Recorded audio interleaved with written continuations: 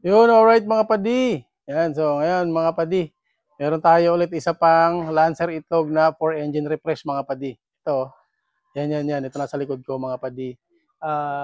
Tawag nito, bagong overhaul din daw yan mga padi according to sa owner. Hindi namin sure kung gaano katagal na yung sinasabi niyang bagong overhaul, parang months pa lang ata, na top overhaul na to sa Baguio. Kaso problema ngayon mga boss, dinala dito ni owner yung sasakyan niya, tapos loose compression yung kanyang makina mga padi. Isipin mo yun, bagong top overhaul, pero loose compression siya mga padi. So ayun nga, ito yung ano natin, nakababa na yung makina niya mga padi. Ayan, oh. Yan, nakababa na yung makina niyan. Yan. Tapos ito na yung pinaka engine block niya mga padi. Yan. So ngayon mga padi, syempre SOP naman natin dito sa shop, gakandak tayo ng ang plano ni boss is dudukutin lang namin yung yung pinaka makina niya, yung pinaka piston niya, no? Kasi loose compression siya. Pero upon checking nung pag baklas natin ng cylinder head, lahat ng piston ni bossing may alog na. Tapos nung nabaklas natin yung piston ni bossing, nakita natin dun sa pinaka liner o yung pinaka wall ng kanyang engine block dun sa pinag-aanohan ng piston mga padi, may kayod na malalim dun sa chamber number 2 mga padi. Tapos chamber number 3, meron din, may mga hairline ng gas-gas mga padi. Pero yung sa number 2, malalim talaga mga padi. Kaya in-advise namin si bossing na ito, Mos, baka magka-doble-doble ka ng gastos, hindi to ubran ng basta tudukutin lang natin. Kasi baka maulit na naman yung nangyari sa kanya, di ba? Nagpa-overhaul na siya, bagong top overhaul. Tapos ngayon, nag-lose compression. So gastos na naman siya ulit para dito sa engine refresh ito mga padi. Kaya in-advise namin si bossing na gawin na natin dapat yung tamang trabaho dito sa makina niya, no? Para hindi pa ulit-ulit yung gastos. Ito mga padi, yung ano niya, yung gas-gas dun sa may cylinder number 2 nung kanyang makina mga padi, tingnan natin. So ayan mga padi, yung ano niya, yung engine block niya, nabaklas na namin yan. No, napulutan natin yung piston niyan.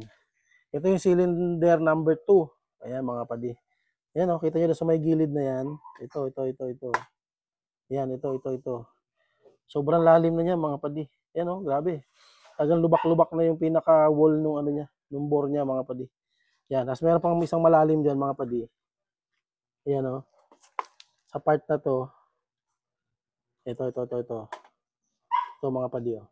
Yan, sa part na yan. Punasan natin ha, para makita natin. Yan. Yun, oh. Kita nyo yung linya na yan mga padi. Sobrang lalim yan. Talagang pag sinalat mo yung mga padi, talagang kapang-kapa mo yan sa daliri mo, pati sa kuko. Tapos dito naman sa cylinder number 3 niya mga padi, meron na rin siyang mga hairline. Ayan, dito sa part na dito. Ayan, oh. Ayan. Meron na rin siya. Nakakapa na rin niya mga padi. Nasasalat na rin ng kuko. No? Yung sa 1 and 4 niya, sa 4, meron na din konti, pero hindi pa ganun kalalim. Ayan, tapos sa 1, meron na din naman, pero konti pa lang din. So yun nga mga padi, nakita niyo yung yung gas-gas niya dun sa chamber number 2, no? Kaya mahirap din magbigay mga boss ng warranty. Kapag kunyari sinabi ni bossing, hindi buuhin natin, palitan mo lang ng piston ring, ganito ganyan. Ako mahirap magbigay ng warranty sa mga ganun mga padi. Kasi hindi natin alam, baka pagkabuo natin magkaroon ng problema. Siyempre, kami rin ang baback job noon, baback jobin kami noon ni sir. Siyempre, hindi papayag yun na pinagawa sa amin, tapos ganito ganyan, may ingay yung makina, mahina yung hatak, nag-uusok, no? Yun ang mga possible na mangyari mga padi kapag pinilit natin na buuhin yan, no? Na hindi natin ginawa yung tamang trabaho, hindi tayo nag-rebore, hindi tayo nag-reliner dyan mga padi. Kaya yun, in-explain naman natin na maigi bossing, naintindihan naman ni bossing. So iniiwas lang din natin si bossing sa paulit-ulit na gastos. Yun ang iniiwasan natin dito kasi yun ang masakit talaga sa bulsa. Kapag nagpaulit-ulit na ng gastos dyan si bossing, malamang mawawalan na yan ng gana dito sa kotse niya. So most likely kasi ganoon yung nangyayari sa mga ibang car owners, no? Kapag paulit-ulit yung pinapagawa mo and same yung issue, no? Doon na nawawalan ng gana yung mga car owners, mga padi. Kasi isa pa, nakita pa natin dito mga padi, ito pa. Yung sa main pulley niya, ito mga padi. Oh. Ito yung main pulley nung sa makina ni bossing. Ayan, tingnan niyo mga padi. Oh. Teng, ayan, oh.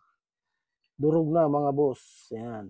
Dati na rin siya, winelding na din siya mga padi. Ayan, oh. Winelding na din siya. So, malamang nasira na rin yan dati. So, ginawa na nila ng paraan kaso bumigay na rin yan, no? So, ayan mga padi. So ito yung mga pyesa niya, nabaklasan natin yan. For cleaning na lang din yan mga padi. Tapos mga padi, ito pa isa pang masaklap dito, yung cylinder head niya mga padi, sagad na rin sa reface, no?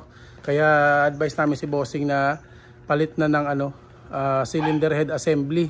Kasi yung previous na cylinder head niya, hindi siya minasin shop, hindi siya machine reface, no? Parang liliha-liha lang mga padi.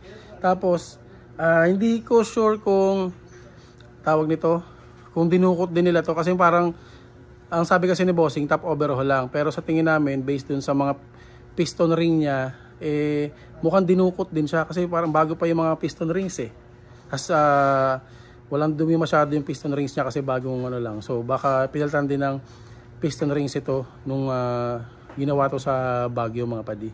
So pero yun nga, based dun sa mga nakita natin na issue dito sa makina ni bossing, para maiwasan na ni bossing nga yung magpagawa ulit ng makina, gagawin na natin yung tamang procedure. So kaya kayo dyan mga padi, pag nagpagawa kayo ng makina ninyo or magpapa-overhaul kayo, i-check nyo ng maigi yung laman ng makina, yung loob ng makina nyo. Tapos wag nyo na shortcutin, wag nyo na pilitin yung kung ano man makita ng mekaniko ninyo. Sana ipagawa nyo na diretso. No, alam ko medyo masakit sa bulsa yung gastos, pero wala, ganun talaga mga padi. Gagastos ka talaga kasi pag pinilit mo yung makina na buuhin na basta umandar lang, ganun din ang suma nun, madodoble ka lang din sa gastos mga padi. Alright, so yung mga padi, konting advice lang din sa inyo sa mga nagpapa-refresh ng makina o nagpapa-top overhaul. Kapag nagpa-top overhaul kayo, kuhanin nyo na yung chance na yon para ma-check yung mga internal parts ng makina nung sasakyan ninyo mga padi. Pa-check nyo na ng maigi para kung ano man yung makita na problema, may ma-address agad para maiwasan nyo na rin yung mas malaking gastos dun sa kotse ninyo o kaya magkaroon pa kayo ng aberya sa kalsada mga padi. Alright, so yun lang mga padi. So hopefully may mga natutunan kayo dito sa ating short vlog no mga padi. So yun lang, update namin kayo sa magiging progress natin dito sa ating engine refresh itong ating Lancer Itlog na to mga padi. Alright, salamat mga padi.